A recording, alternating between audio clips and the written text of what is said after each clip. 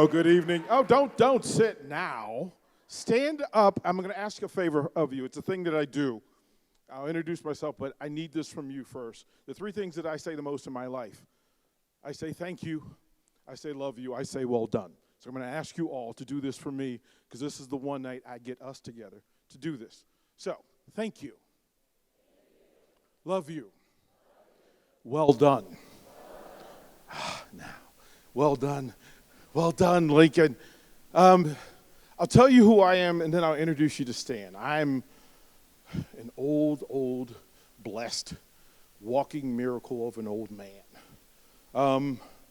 Former athlete, coached some 40 seasons of high schools around the country.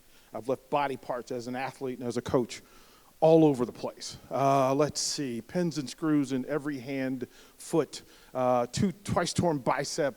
I've got pins and screws in my back and no meniscus in my right leg. And all done from love. All done, and I love it. Today is 22,328. 22,328. I know how many days I've been on this planet, how many sunrises, how many sunsets, how many opportunities. 22,328. I know that because there was a time I wasn't guaranteed the next one. So all these years of coaching, and then finally my body said, hey, bro, all of this injury we got to take care of. So the doctors in Houston decided, okay, spinal fusion surgery. Getting in your head to allow somebody into your spine is a pretty big deal. I was worried about waking up in a full body cast, except when I woke up, the doctors had a look on their face and explained to me, we botched the surgery. We botched it. Two words that we never want to hear anybody say. I can't breathe. No air. Call 911. Immediately. Dial. 6 minutes to my house. 7 minutes back to the hospital after they've spent 8 minutes getting me prepared. The doctors looked at me and said, quite frankly, we can't treat you. Your spine will hemorrhage. You'll bleed out. And the way we treat you, well, we blood thinners, and, well, it'll probably kill you. When the chaplain in the ICU sits on your bed and just throws her hands to the sky and says, you good, bro? You got anything you need to get right? Before that day, before I met my friend Stan, I always said, hey, I've lived a full life. If God takes me tomorrow, I'm good. Except for on that day, conversation changed. Changed. I asked for one more day.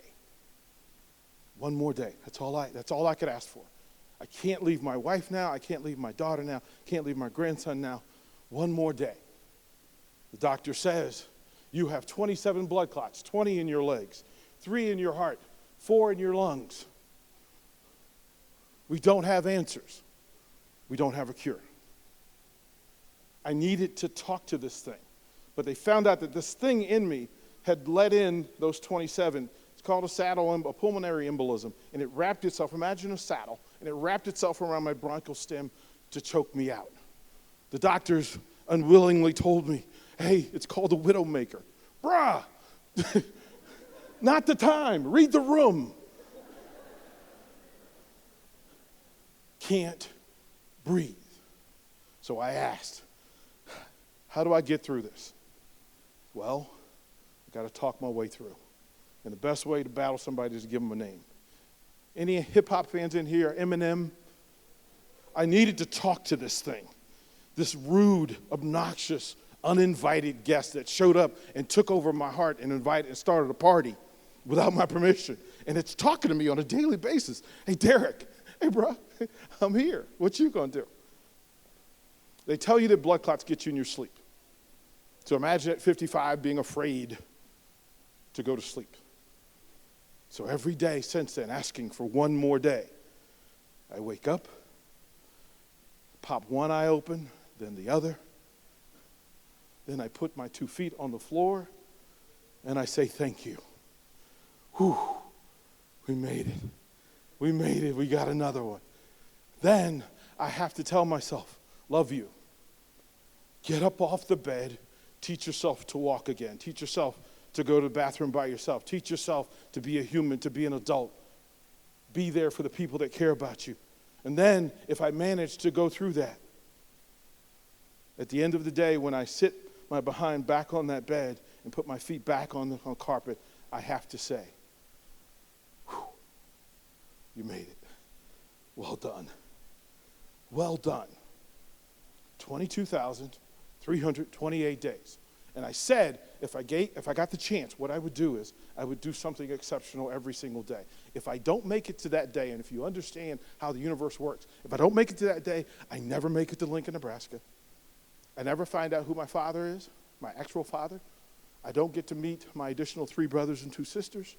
I don't get to move to Lincoln, buy a radio station, and meet you all tonight. Every day is special, purposeful, intended.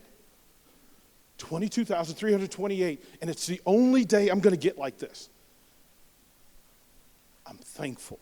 I'm grateful. I'm appreciative because day 22,328 brought me you. And it's the only day that we're ever going to get like this. So, for whatever your stand is, whoever it is, whatever that thing is, give it a name and move on.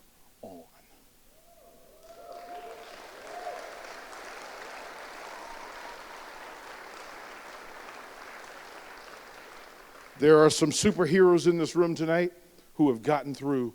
They are kicking their stand's tail. Bravo to you. Bravo. And for you, those of you who haven't flexed that cape yet and haven't put it out, put your cape on, embrace your superhero, and go ahead and live that life. I'll say to you, to Ignite Lincoln, to all of these nonprofits that are doing exceptional work, thank you. Thank you so much. Love you for your heart. Love you for what you do and how you love the people in your community. And then Ignite Lincoln, Lincoln, Nebraska. All of you in this room, every speaker, every presenter, every sponsor, everybody in the room. Well done, well done, well done. Thank you.